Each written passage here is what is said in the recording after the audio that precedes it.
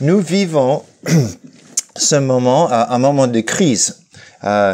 Aujourd'hui, il y a les pays de l'Union européenne qui sont ensemble pour essayer de savoir, d'avoir un leadership qui va diriger les différents pays, donner de l'argent et pour qu'on puisse sortir de crise de Covid. Et on voit des leaders qui disent une chose, d'autres qui disent d'autres choses.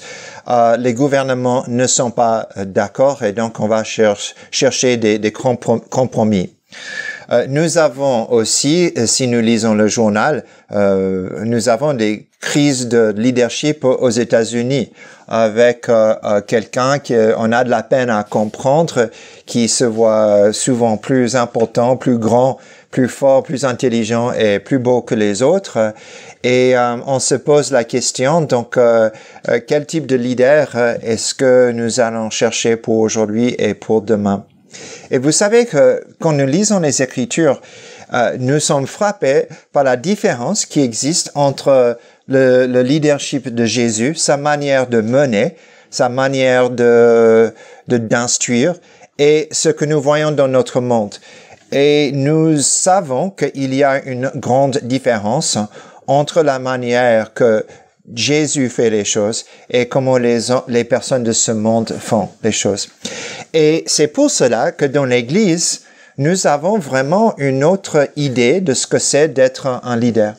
Nous avons une autre idée de ce que c'est d'être celui qui va prendre soin du troupeau, qui va mener, qui va aider l'Église à grandir et à prendre des décisions.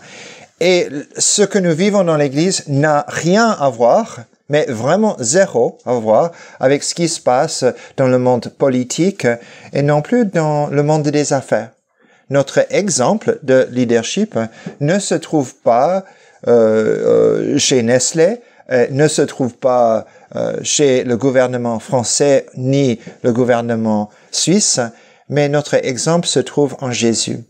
Et quand nous lisons ces choses, nous sommes frappés par cette différence. Et c'est cela que nous allons faire ce soir, juste passer 24 minutes à regarder ce leadership qui est là. Si vous avez vos Bibles, je vous encourage à chercher Matthieu, chapitre 20, les versets 17 à 28. Matthieu, chapitre 20, les versets 17 à 28. Nous nous souvenons que Jésus vient de raconter la parabole du premier qui sera le dernier qui sera le premier. Ces ouvriers qui étaient payés tous la même chose, ceux qui se plaignent et d'autres qui doivent être étonnés. La générosité du Père est grande et regardons ce qui se passe par la suite. Donc, Matthieu, chapitre 20, les versets 17 à 28. Sur le point de monter à Jérusalem, Jésus prit à part les 12 et leur dit en chemin, « Voici, nous montons à Jérusalem et le Fils de l'homme sera livré aux principaux sacrificateurs et aux scribes. Ils le condamneront à mort et le livreront aux païens pour qu'ils se moquent de lui, le flagellent et le crucifient, et le troisième jour, il ressuscitera. » Alors la mère des fils de Zébédée s'approcha de Jésus avec ses fils et se prosterna pour lui faire une demande. Il lui dit, « Que veux-tu? » « Ordonne, lui dit-elle, que mes 2 fils, que voici, soient assis dans ton royaume, l'un à ta droite et l'autre à ta gauche. » Jésus répondit, « Vous ne savez ce que vous me demandez. Pouvez-vous boire la coupe que je vais boire? » Nous le pouvons, dirent-ils. Et il leur répondit, il est vrai que vous boirez ma coupe, mais pour ce qui est d'être assis à ma droite et à ma gauche, cela n'est pas à moi de le donner, sinon à ceux pour qui cela est préparé par mon Père. Les 10 qui avaient entendu cela furent indignés contre les 2 frères. Jésus les appela et dit, « Vous savez que les chefs des nations les tyrannisent, et que les grands abusent de leur pouvoir sur elle. Il n'en sera pas de même parmi vous. Mais quiconque veut être grand parmi vous sera votre serviteur. Et quiconque veut être le premier parmi vous sera votre esclave. C'est ainsi que le Fils de l'homme est venu, non pour être servi, mais pour servir et donner sa vie en rançon pour beaucoup. Vous connaissez le passage, vous n'allez pas avoir des étincelles dans le cerveau qui disent « Ah, j'ai jamais entendu cela avant ». Vous n'allez pas avoir ces idées qui sont éclaircies une fois pour toutes aujourd'hui. Mais ce rappel est important parce que les apôtres ont dû être rappelés plusieurs fois de ce que Jésus dit ici. 4 fois, ici, nous voyons que Jésus annonce sa mort. Au chapitre 16, juste après avoir reçu la confession de Pierre, « Tu es le Christ, le Fils de Dieu vivant », celui qui devait venir, Jésus annonce sa mort prochaine. Au chapitre 17, le verset 12, après la transfiguration et la discussion concernant la mort de Jean-Baptiste, Jésus va dire, alors le Fils de l'homme, le Messie, doit mourir. En Galilée, quand les foules le suivent, de grandes foules, Jésus annonce que le Fils de l'homme doit mourir. Et chaque fois que Jésus a un sommet dans son ministère, chaque fois qu'il est déclaré le Christ, chaque fois qu'il est, disons, il y a cette transfiguration, cette transformation, quand la foule est grande, Jésus va dire clairement que lui, il est venu non pour prendre l'autorité par la force, mais pour donner sa vie. Et Justin nous a beaucoup aidé avec cela et je crois qu'il faut le dire que nous savons bien quelles sont les attentes des Juifs de l'époque. Il parle de cela souvent. Les attentes des disciples, c'est que le Messie arrive et qu'il établisse un règne, un royaume politique, qu'il impose la loi juive sur Israël et sur les autres nations, et qu'il y ait la victoire sur les ennemis. Et les disciples, ils croient que Jésus va faire cela. Encore, ils croient. Après avoir annoncé 4 fois qu'il doit mourir, ils ne pigent pas ce qui se passe. Ils ne comprennent pas. Ils sont incapables de comprendre. Ils vivent dans l'obscurité de leurs attentes. Ils ne peuvent pas comprendre. Le rideau n'est pas encore tiré. Pourtant, leur dévouement est extrême. Vous le voyez. Ils sont totalement engagés à Jésus. Ils sont prêts à faire tous les sacrifices, même donner leur propre vie, même le sacrifice ultime. Si on devait demander aux disciples si on est prêché aux disciples, on ne prêcherait pas sur le dévouement, ni d'être engagé, ni de choisir le maître. Non. Ce qu'on dirait, c'est que ce qu'il fallait, c'est de croire ce que Jésus leur enseignait. Et donc, Jésus fait son annonce. Et n'aimez-vous pas cela? Parce que il y a plusieurs parties à son annonce. Okay? Première chose, je vais monter à Jérusalem. Et les disciples disent, yes! Extraordinaire! Il va à Jérusalem. Ils sont heureux parce que Jérusalem, c'est où David a régné. C'est Jérusalem où il y avait le palais de Salomon. C'est à Jérusalem qu'il y a le temple de Salomon. C'est Jérusalem, c'est le siège, c'est là où Dieu va verser ses bénédictions sur le peuple d'Israël. Et donc ils disent yes. Ils disent yes à cela. C'est le centre de tous les espoirs du peuple. Il y a même des psaumes qui sont appelés les psaumes des montées. Des gens qui montaient à Jérusalem, chantaient ces psaumes, parce que c'est là où Dieu manifeste sa présence. Donc c'est vraiment un grand amen quand ils disent « on monte à Jérusalem ». Et eux, ils sont prêts. Et le Fils de l'homme sera livré aux sacrificateurs et aux scribes. Non. Non. Il n'y a pas de yes là. C'est toute une institution religieuse sont les ennemis de Jésus On le sait. Chaque fois, il doit donc répondre à leurs attaques. Chaque fois, c'est eux qui essaient de mettre Jésus dans l'embarras. Et clairement, ce sont les opposants de Jésus. Condamnés à mort, dit Jésus. Mais non! Mais non! Comment peut-il être le roi d'Israël et être rejeté et mourir? Comment peut-il régner s'il est condamné à mort par ceux qui devraient l'accepter comme le roi? Et puis après, il dit, se moquer de lui, le torturer. Mais non, disent les apôtres. Comment peut-il exercer son autorité si on se moque de lui? Comment peut-il exercer son autorité si on va le flageller, comme il dit dans notre texte? Il le dit, et le Fils de l'homme sera, donc on se moquera de lui et il sera flagellé. Et puis après, il dit, et il sera crucifié. Il n'y a pas de yes là. Il n'y a pas d'amen là. Ils disent non, non. Comment peut-il avoir la faveur de Dieu s'il est crucifié, s'il est pendu sur le bois? Et notons bien, il n'y a pas de non qui est là. Il y a plutôt, ils ont rien compris. C'est comme si, ok, montez à Jérusalem, ok, on monte à Jérusalem, on monte à Jérusalem, on monte, et puis tout le reste, ils n'ont pas entendu. Okay? Ceux qui ont eu des enfants, vous savez ce que c'est, n'est-ce pas? Okay? Ils entendent, hey, Justin, et puis tout après, il y a rien d'autre qu'ils comprennent, ok? C'est juste le Justin qui comprend, ok? Et c'est la même chose ici. Je monte à Jérusalem. Ah! Et puis le reste, ils comprennent absolument rien. Ils sont incapables de faire. Et quand il parle de résurrection, là, ils comprennent rien. Parce que comment, la résurrection, ça joue quel rôle? Ils n'ont rien entendu.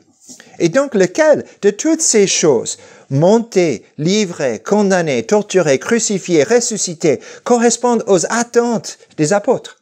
Seulement une de ces choses, monter. Le reste ne correspond pas à leurs attentes.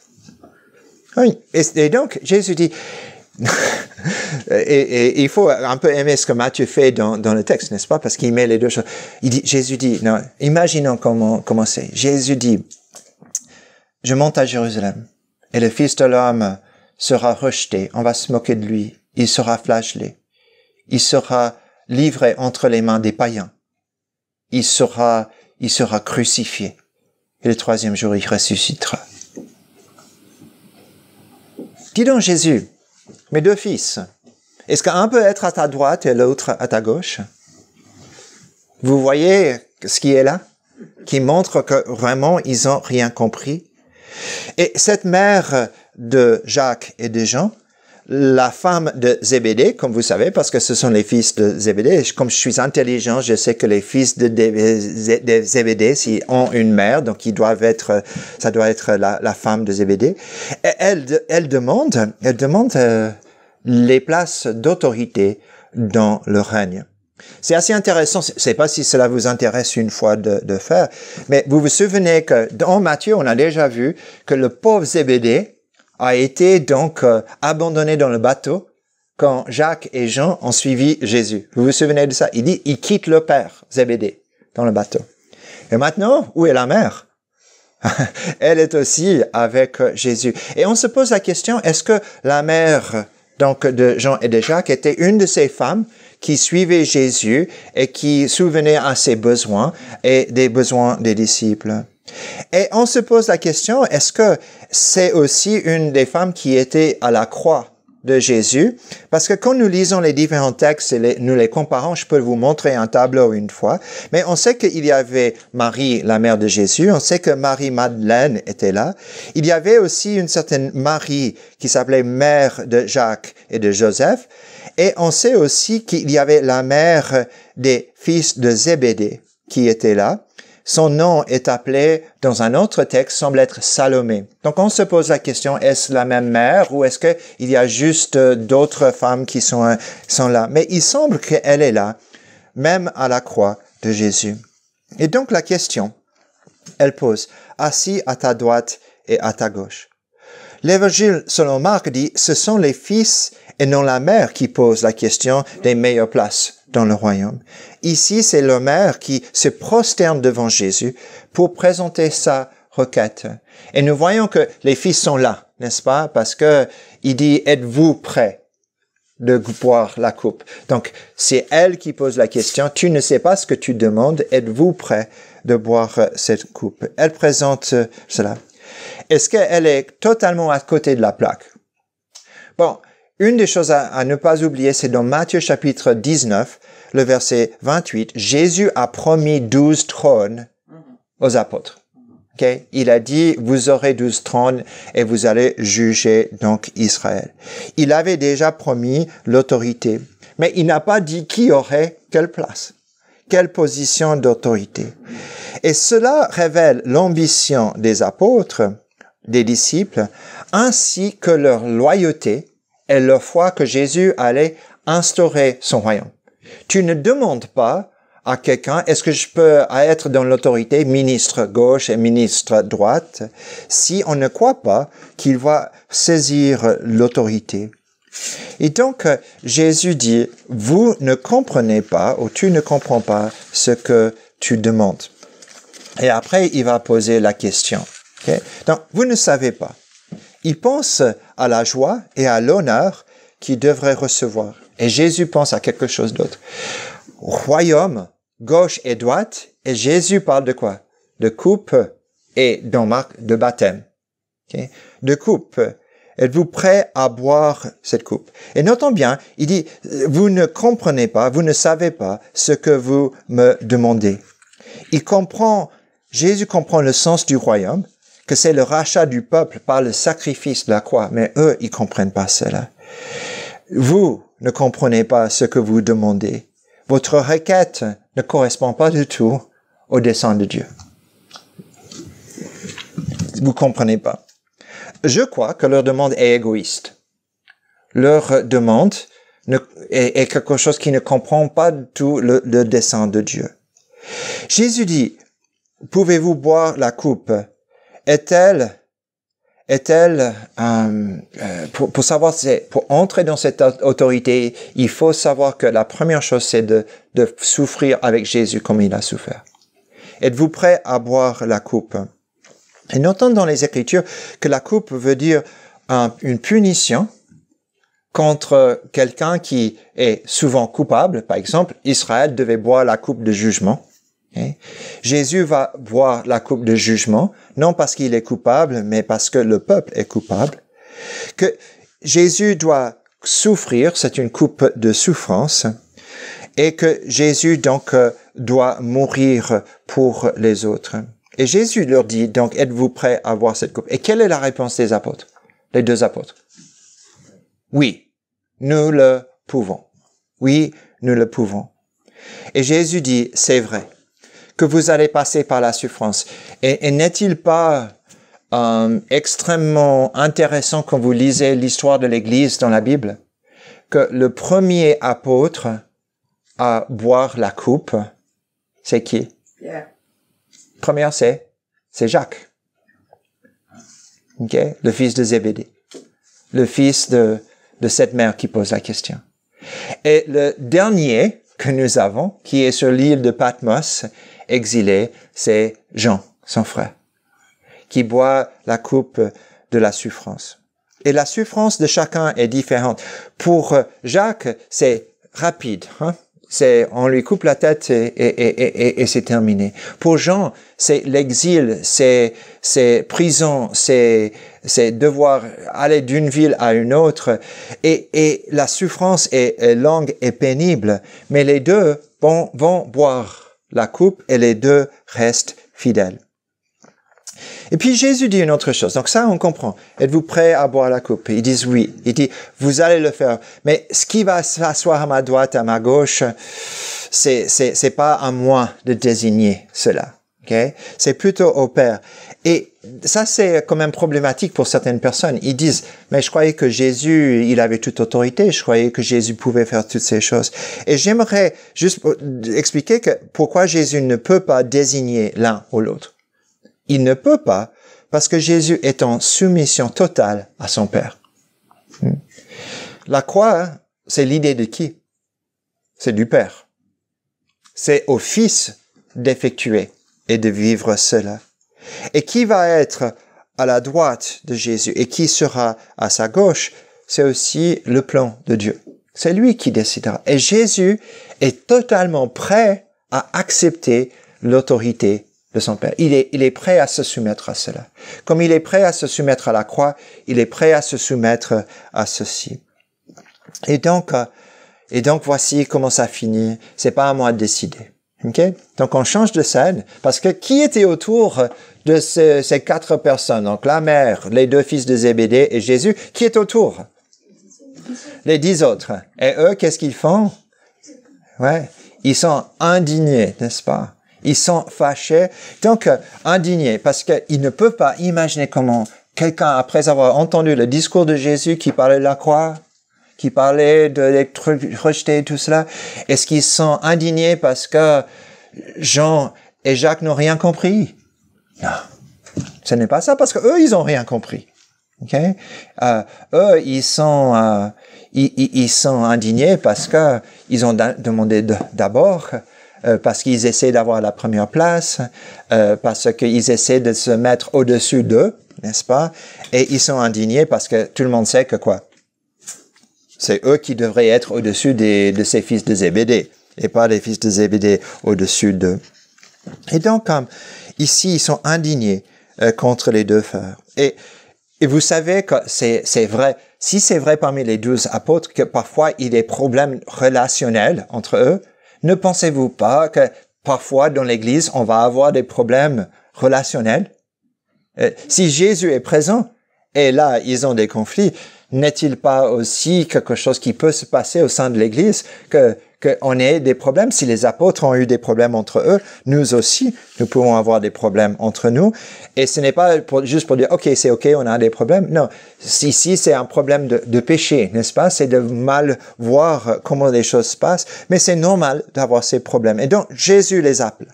Il dit, au verset 25, Jésus les appela et il essaie une unième fois de les enseigner, de résoudre un problème parmi les disciples. Au lieu de simplement laisser faire les choses, il fait le nécessaire pour rétablir la communion. Et il dit, regardez le monde. Les rois tyrannisent le peuple. D'autres abusent le pouvoir sur les nations. Et donc, comparez ce que je fais et ce que vous allez faire avec toute autre autorité est une erreur grave. Parce que je ne suis pas comme les autres. Et quand Jésus envoie ses disciples dans le monde entier, il les envoie comme des serviteurs et pas comme des rois qui tyrannisent. Au verset 26, il dit celui qui veut être grand doit devenir le serviteur. Et le mot serviteur, c'est le mot donc diacre. Okay? Diacre que nous connaissons, n'est-ce pas? C'est ministre. C'est exactement la même chose. Ministre, vous savez, c'est un mot qui veut dire serviteur. Donc, premier ministre, c'est quoi? C'est le premier serviteur. Okay? Et vous riez fort. Là, ok? Donc, okay. Mais en réalité, c'est ça. C'est le plus grand des serviteurs. Le premier ministre. Bref, diacre. C'est intéressant l'origine de ce mot, selon Robertson. Il dit que dans le mot, c'est diakonos, qui vient de 2 mots, dia et konos. Ça, c'est pas très difficile le grec, hein? Donc, vous connaissez déjà le grec. Donc, dia et konis. Et konis veut dire poussière. Et donc, l'idée, c'est celui qui soulève de la poussière parce qu'il court d'un endroit à l'autre pour servir les gens. OK? Dia, poussière. OK? En soulevant la poussière. Cette idée d'avoir un cœur de service. Et à qui Jésus donne-t-il l'autorité? Pas à des hommes politiques, pas à ses amis proches, mais ceux qui sont prêts à servir les autres. Jésus dit, je travaille selon un autre système, et vous aussi, vous travaillerez selon un autre système. Donc, si vous voulez être grand, il faut être le serviteur. Et si vous voulez être le plus grand, il faut être l'esclave de tous. L'esclave. Car le Fils, il dit, est venu, non pour être servi, mais pour servir et pour donner sa vie en rançon pour beaucoup, pour rançon. Jésus donc devient le prix à payer pour libérer les êtres humains de leurs péchés. Il dit, je suis prêt à aller à la croix pour que les gens aient une relation avec Dieu et qu'il soit libéré donc de ce péché pour marcher avec Dieu. Et donc, Jésus paie le prix de péché. Il paie le prix de la condamnation qui est sur nous. Et en faisant cela, il montre qu'il est le plus grand serviteur de tous. Jésus paie cela dans un sens à Dieu. Il paie cela dans un sens pour chacun de nous. Et le point de vue de notre texte, c'est lui qui nous rachète de nos péchés. Et si tel est le cas, si nous sommes rachetés à grand prix par le plus grand serviteur, que devons-nous faire? Bon, nous devons aussi l'imiter dans le service. Vous avez été rachetés à grand prix, dit 1 Corinthiens 6, le verset 20. Glorifiez donc Dieu dans votre corps. Ou 1 Corinthiens 7, le verset 23. Vous avez été rachetés à grand prix, donc ne devenez pas esclaves des hommes, vous êtes des esclaves de Dieu. Le plus grand Jésus dit, car qui est le plus grand? Celui qui est à table ou celui qui sert? Le monde répond, celui qui est à table. Mais notons bien ce que Jésus dit. N'est-ce pas celui qui est à table? Et moi, cependant, je suis au milieu de vous comme celui qui sert. Nous dirions que le plus grand est celui qui est servi, pas celui qui sert. Et Jésus dit, le plus grand, c'est celui qui donne sa vie pour les autres. Et nous apprenons plusieurs choses. Première chose, nous sommes frappés par la patience de Jésus. 4 fois, il enseigne qu'il va mourir.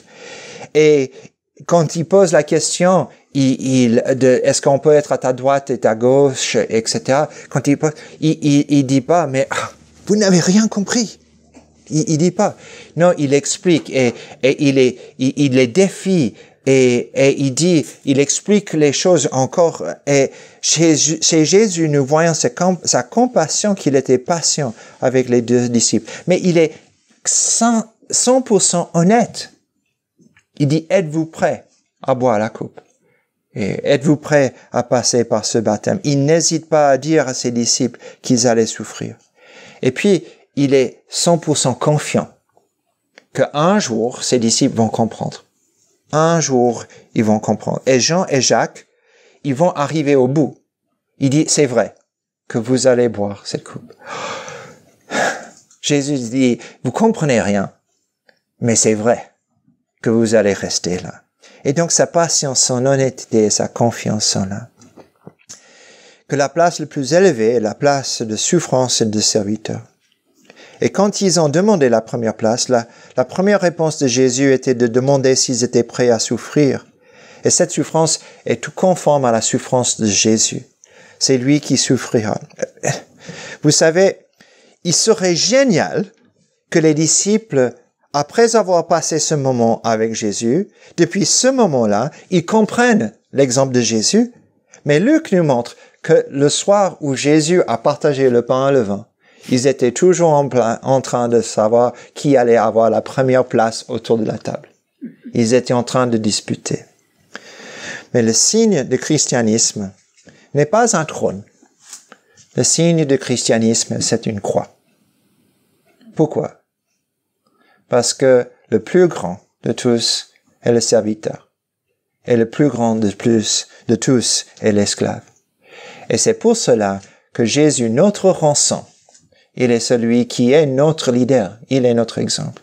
Et c'est pour cela que nous ne pouvons jamais mener comme le monde mène. Nous ne pouvons jamais imposer comme le monde impose. Nous ne pouvons pas tyranniser comme le monde tyrannise. Car notre Maître a donné sa vie et il nous demande de faire la même chose.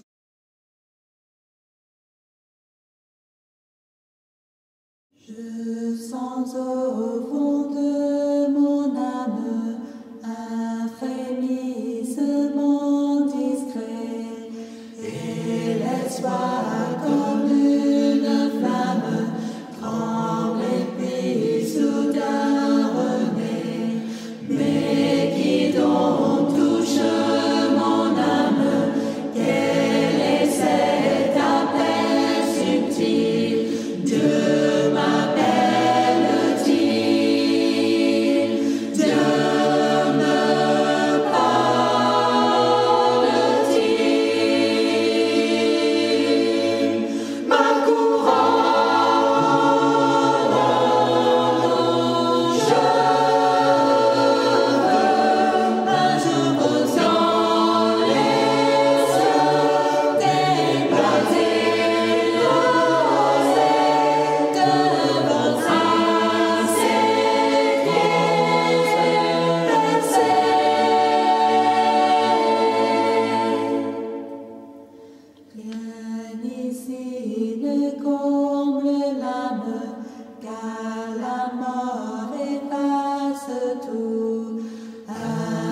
grandis dans moi, réclame.